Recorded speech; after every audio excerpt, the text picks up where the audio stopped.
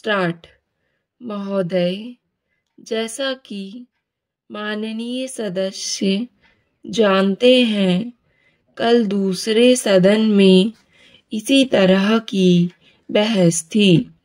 मुझे वहाँ भी कुछ देर बैठना पड़ा। इस कारण यहाँ जो भाषण हुए उन सब को मैं सुन नहीं सकी। मुझे सुनकर दुख है कि कुछ माननीय सदस्यों ने इस अवसर पर भी हमारे विदेश विभाग को बुरा भला कहा। सेवाओं पर दोषारोपण करके सरल रास्ता निकालने का प्रयत्न ऐसी प्रवृत्ति है जिसकी मैं निंदा करती हूँ। मैं यह नहीं कहती कि हमने गलतियाँ नहीं की हैं और हमारे सभी प्रतिनिधि हमेशा योग्य ही होते हैं। जब गलती हो तो हमें उसे अवश्य बताना चाहिए, लेकिन सदा आलोचना करते रहने से निरुत्साह पैदा होता है और मनोबल गिरता है। हमें उन औजारों को ही कुंठित नहीं कर देना चाहिए जिनसे हमें काम लेना है। देश और विदेश में हमें काम तो करना ही है। हम अच्छी तरह जानते हैं कि पाकिस्तान के शासकों को दी गई हर सहायता बांग्लादेश के निर्दोष लोगों के विरुद्ध इस्तेमाल की जाएगी। इस अवसर पर हमारे प्रतिनिधियों ने परिश्रम से बहुत अच्छा काम किया है। प्रस्तुत परिस्थितियों में वे जितने प्रभावी हो सकते थे हुए हैं। कुछ सरकारों के विचार निश्चित हैं और यदि उनमें सहानुभूति भी पैदा की जाए तो भी वे इस प्रकार के मामले में कोई स्पष्ट बात कहने को तैयार नहीं होंगे। मैं कहना चाहूँगी कि उनकी हमारी उन सेवाओं ने जो वर्तमान स्थिति से निपटने में जुटी हैं, साहस और समर्पण का परिचय दिया है।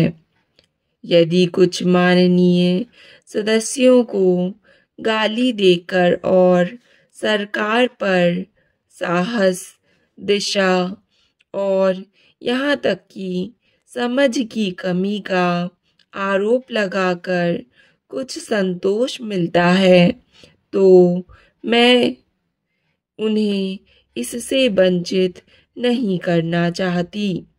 कुछ सदस्यों के लिए हिम्मत का अर्थ गले की ताकत और भावुकता की भाषा है। काश की जिंदगी इतनी ही सरल होती।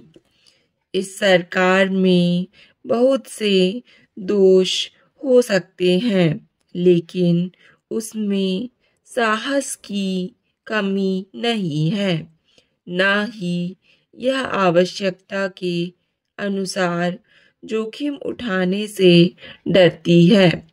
जैसा मैं बहुत बार कह चुकी हूँ, हम इस स्थिति या किसी भी स्थिति के केवल कानूनी पहलू की चिंता नहीं करते। हम चिंता करते हैं केवल एक ही बात की, और वह है हमारे राष्ट्रीय हित, सुरक्षा और स्वाभाविक रूप से बांग्लादेश के बहादुर लोगों की सुरक्षा। इसी कारण से शांति से काम करने का महत्व है।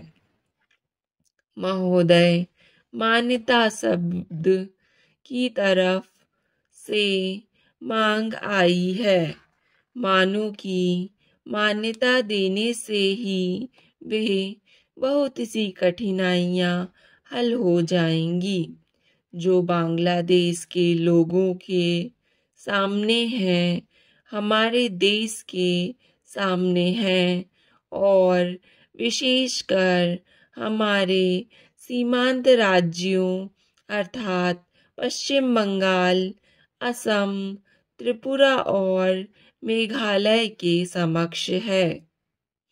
हमने इस प्रश्न के हर पक्ष पर बड़ी गहराई से सोच विचार किया है। जैसा कि मेरे साथी ने बताया है, इसकी हम निरंतर समीक्षा करते रहते हैं। हम इसकी प्रतीक्षा नहीं करते कि दूसरे देश इस विषय में क्या करते हैं।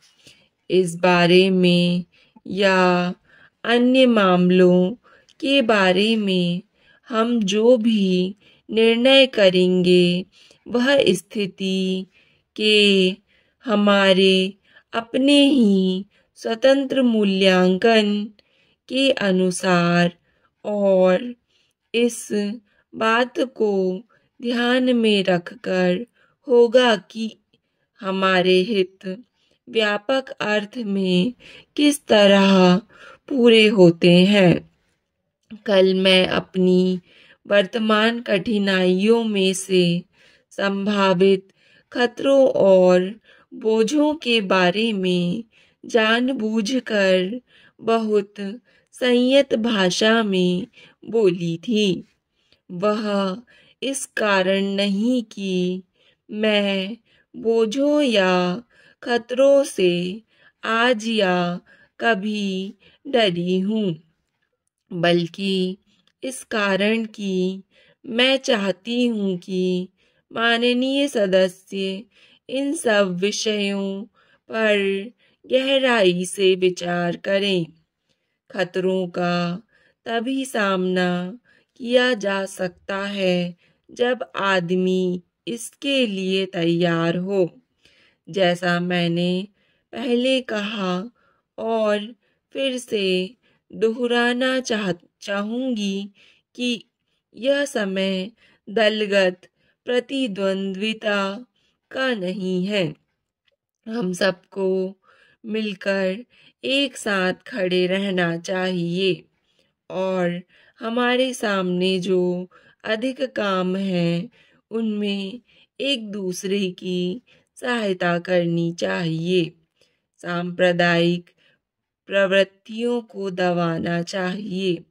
मेरे विचार में सब पार्टियों को सहायता करनी चाहिए कि बांग्लादेश और शरणार्थियों का प्रश्न सांप्रदायिक स्तर तक गिरने पाए, बल्कि अपने सही स्तर पर ही बना रहे। जो राष्ट्रीय और अंतर्राष्ट्रीय स्तर हैं, मैं इन प्रश्नों और अन्य घटनाओं के बारे में विरोधी दलों के नेताओं और सदन के अन्य सदस्यों से संबंध बनाए रहूंगी। मैं अपनी तरफ से सदस्यों को इस विषय पर अपनी बात मुझसे आकर कहने और उनके पास जो कोई जानकारी हो उसे बताने की पूरी छूट देती हूँ। साथ ही इस समय इससे अधिक और कुछ कहने को नहीं है। मैं बस इतना ही कहना चाहूंगी कि हम निराश ना हों। हमें अपने और अपने लोगों पर भरोसा होना चाहिए। हमें बांग्लादेश की वीर जनता और अपने अधिकारों के लिए लड़ने के संकल्प पर भरोसा होना चाहिए।